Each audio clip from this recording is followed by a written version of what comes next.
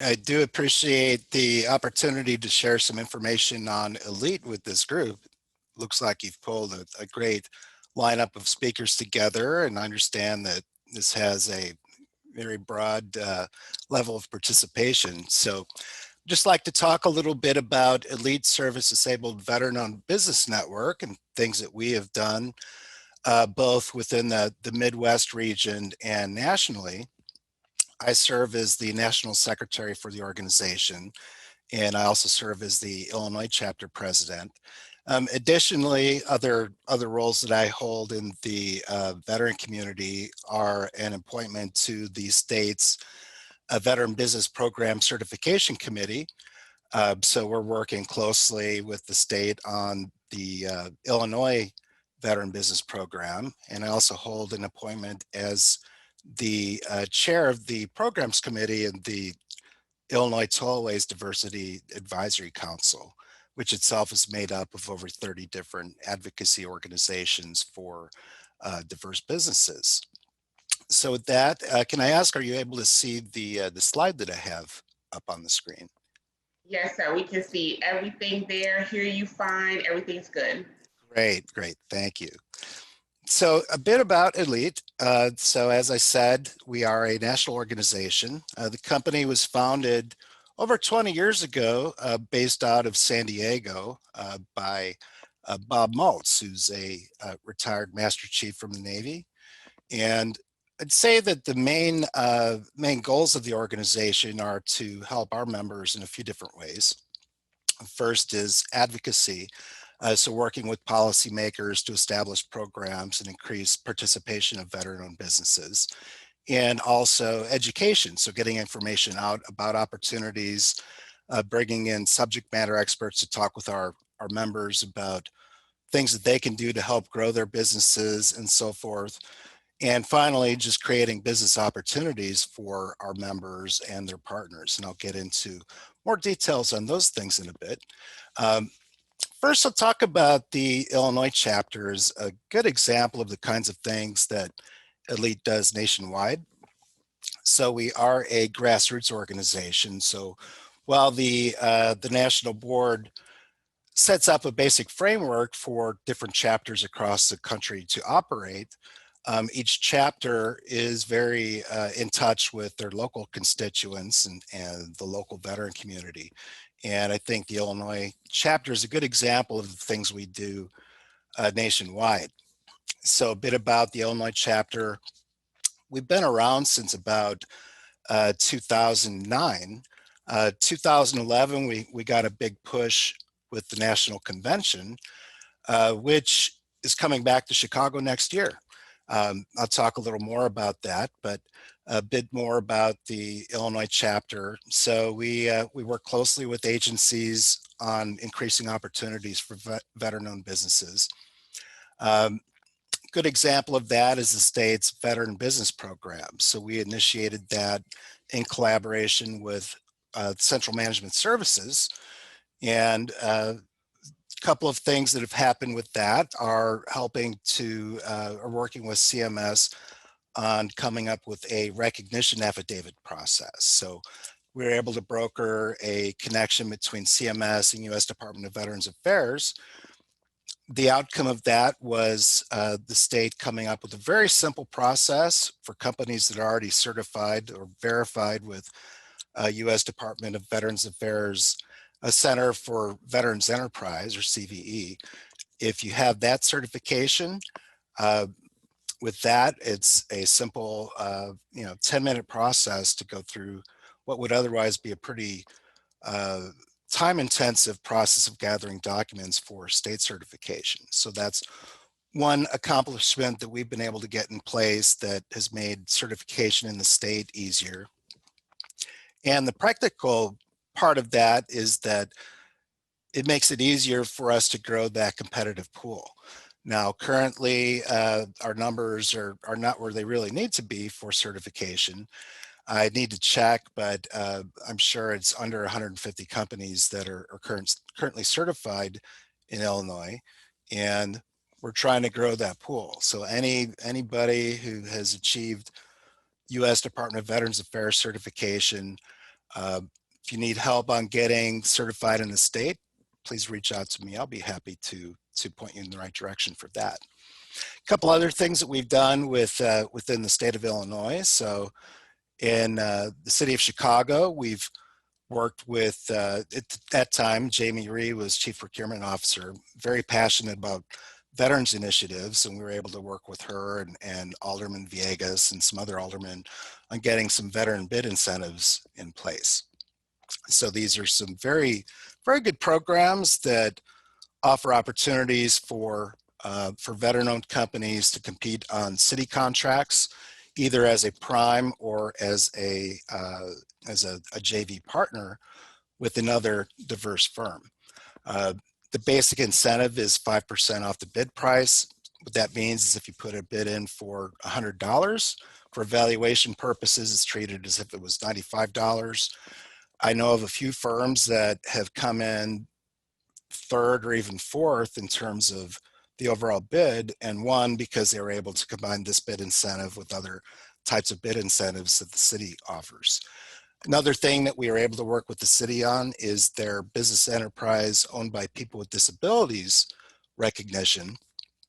So this is a separate certification program specifically for disabled owned businesses, and we were able to work with the city on recognizing service disabled veteran owned businesses under the same program. So again, for anybody interested in this, always happy to point them in the right direction to get BEPD certification. Some of our current initiatives, I had touched on being involved with the Tollway, with their Diversity Advisory Council. We're rolling out a mentor protege program for companies that want to do business with the Tollway. And I should mention, incidentally, that the Tollway is certainly the top agency in terms of veteran-owned business spend. The Tollway has nearly doubled the state's 3% goal in the money that they spend with veteran-owned businesses. And I think that's a good example of things we're doing at the local level. We're also working with the state on trying to streamline some of the things around identifying opportunities. Those of you who may have worked with BidBuy probably seen that it's a little clunky, so we're trying to get some of those issues fixed. And generally speaking, we're trying to get agencies to adopt uniform practices for setting goals on their contracts. So again, using the Tollway as an example, they routinely set veteran business program goals on their solicitations. Unfortunately, that's not the case with every agency, and we do see a lot of agencies that they seem more comfortable with the business enterprise program, which is for women and minority-owned firms, and we're trying to get other agencies on board with doing the same thing for veterans. As I said, the big thing that we have coming up is the national convention, and let me pull up a screen with that so we can get you to the right. Yeah.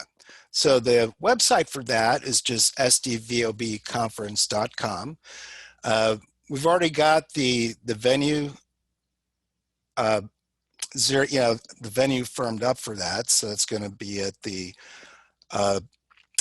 Hyatt Regency O'Hare, and we'll soon be releasing a link to actually register for the event, along with some more information. So if you are not on my mailing list already, please reach out to me. I'll make sure that you're on that list to get more information about the convention, and I'll share that contact information at the end of this call. Now, what we do. So I touched on some of these things. In terms of advocacy, a few of our current initiatives are working through some issues with USDOT. Specifically, there's a policy at USDOT for the DBE program that prohibits state agencies from setting veteran goals on their contracts whenever any USDOT money is involved. So we're trying to work through that issue so that the DBE program does not create a blocker for veteran-owned business participation. Another thing that we're doing, this is started in California and we're working on it at the chapter level across the country, is getting a business fee license waivers or business license fee waivers for veteran-owned firms. There's a precedent for this, something that we're trying to do.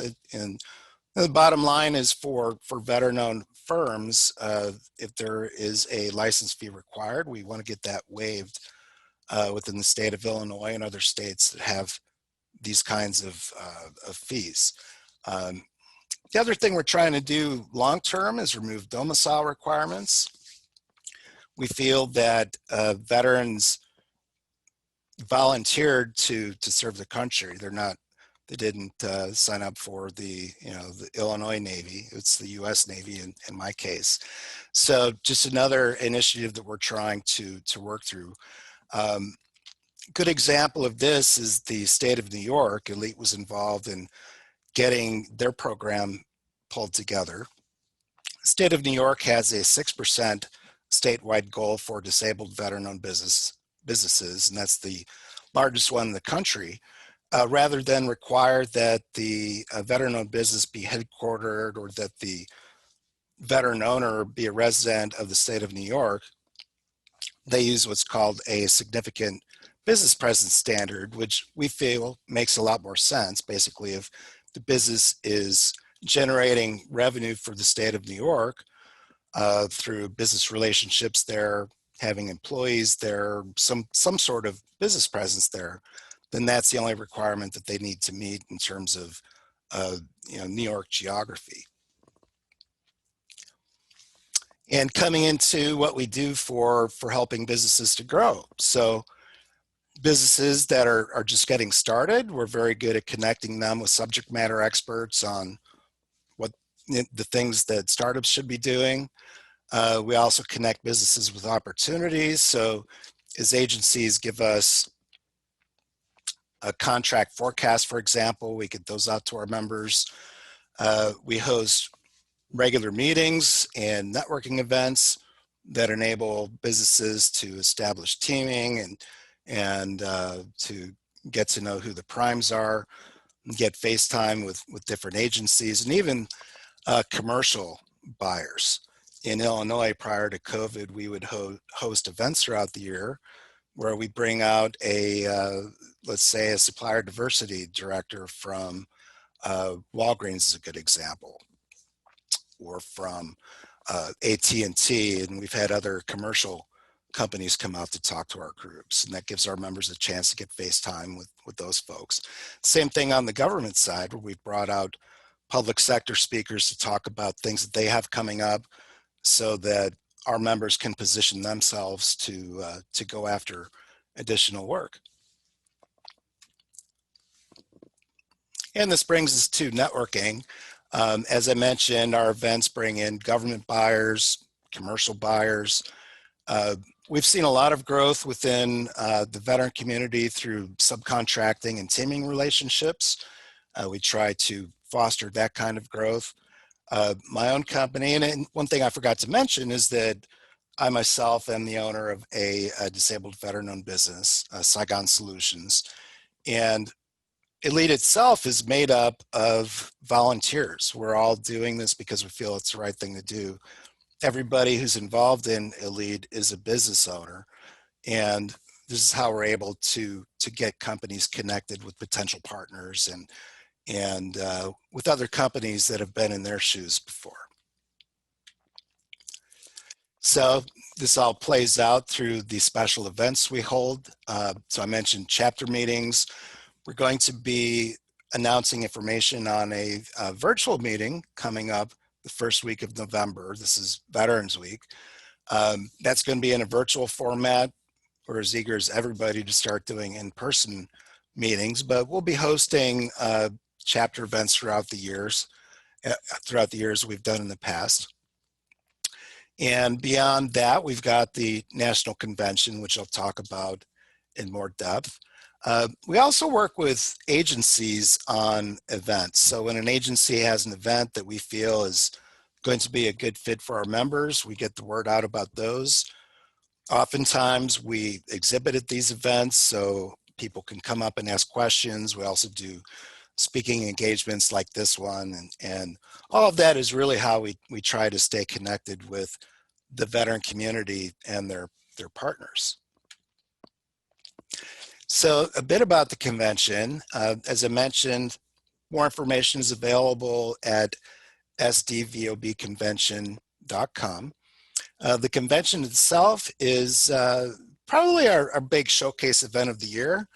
Hundreds of companies come out. These are small, veteran-owned, minority-owned, women-owned companies that come out to participate.